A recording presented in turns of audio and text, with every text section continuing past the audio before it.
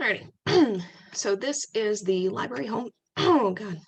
This is the library home screen. To get to it, it's lib.utsa.edu. So there's a couple different ways you can find stuff you're interested in. If you just know something general, you can just use the general search for a wide sweep. So let's say you're interested in self-esteem.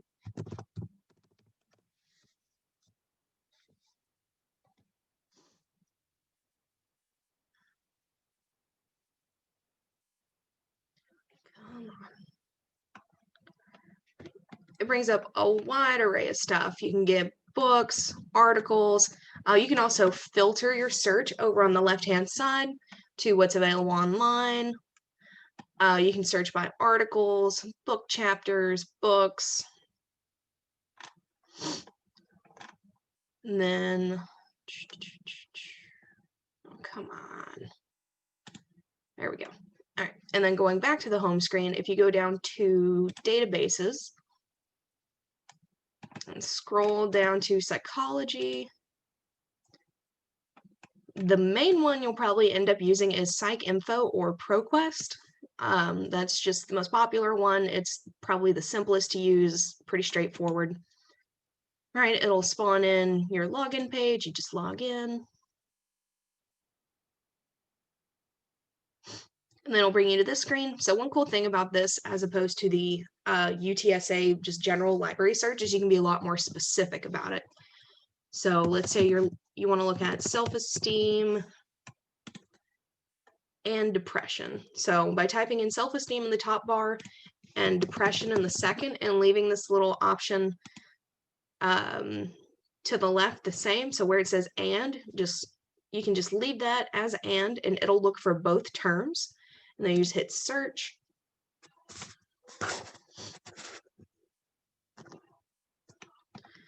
And then each result will have highlighted what you searched for. So see how self-esteem is highlighted and depression is highlighted. And then again, you have the same filtering options. You can filter by journals, books, dissertations and theses. And dissertations and theses are pretty cool because they're normally kind of on the cutting edge. They're newer ideas, but they are long. So most of the theses are going to be sitting around 50 to 60 pages, and the dissertations are going to be sitting between 100 and 200. So just heads up, like they're not bad to read, but they are long to read. You can even sort by publication date. So let's say you only want stuff that's been published in the past 10 years. You can easily just narrow. Oh. Okay, well, I clicked on the 2010 to 2009 one. So everything here was published between 2010 and 2019. You can filter by publication type. So if it was psychiatry research, or who published it. You can also filter by age group.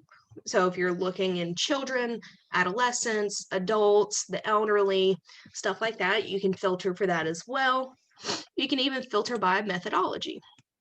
So you can do empirical studies, quantitative studies, interviews, longitudinal studies, all that fun stuff.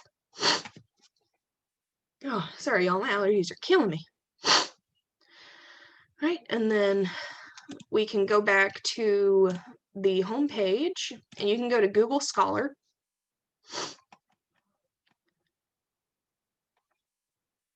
So, okay, already. So make sure you follow these steps here if you don't already have it set up on your computer. I do, so I'm just gonna type in. So one thing about Google Scholar is it's very broad. Again, it casts a very wide net, but one advantage is it may catch sources that the UTSA search engine missed or that are not available through ProQuest. So let's say I want to look for self-esteem and depression. And again, it'll highlight or it'll bold your search terms. And one cool thing over here is it tells you which ones are currently available at UTSA at the moment. And then some, like, does low self-esteem predict depression, anxiety, and meta-analysis of longitudinal studies? It's available at UTSA, but it's also available at researchgate.net. So this is pretty cool, especially for things UTSA doesn't have in their library at the moment. If there's a website, you can still access it there. One thing to keep in mind, though, is it might try to charge you to access it on the website, so just be wary of that. Never pay for a journal article. Never pay for a Scholastic article, especially if you're still a student at UTSA, because you have so many at your fingertips for free. Well, technically free. It's included in your tuition. You don't have to pay for it on the spot. It's technically free. One cool thing I do like about Google Scholar, and this applies to ProQuest as well, if you're looking for a specific phrase. So let's say self-esteem predicts anxiety. You can put it in quotation marks and it'll search for that exact phrase in every article. Boom. Narrowed the search pretty quick. And I do encourage you guys to kind of play around with this, mess with like the filtering options and the search options. So one downside to Google Scholar is the only filters you really have are by date. So since 2020 or since 2021, or you can sort by date, you can sort by relevance, which is what I would normally encourage in Google Scholar, because relevance, the most relevant ones are the ones that include your key phrases, will be listed at the top. Same thing in ProQuest.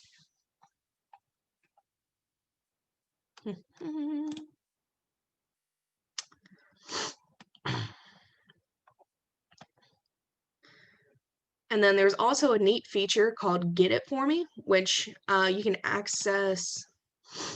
I don't remember if it's available through Google Scholar. I do know it's available through ProQuest. So let's see here. Let's go back into ProQuest.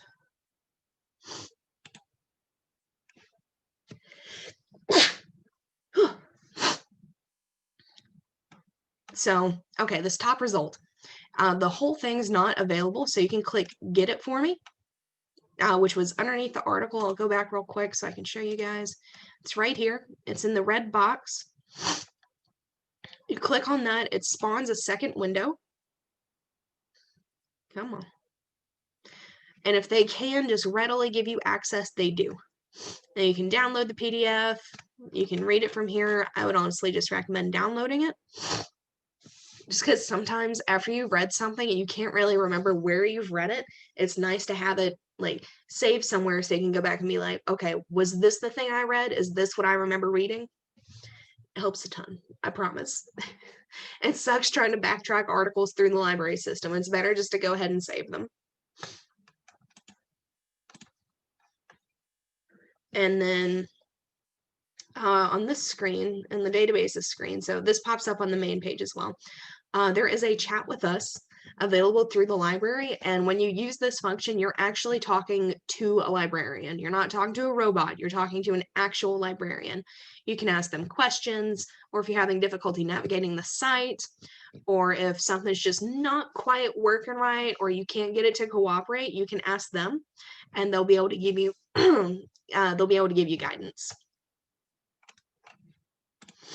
So yeah, that's just a quick run through, just the basics of how to use the UTSA library. And like I said, I encourage you guys to try it out, have fun with it.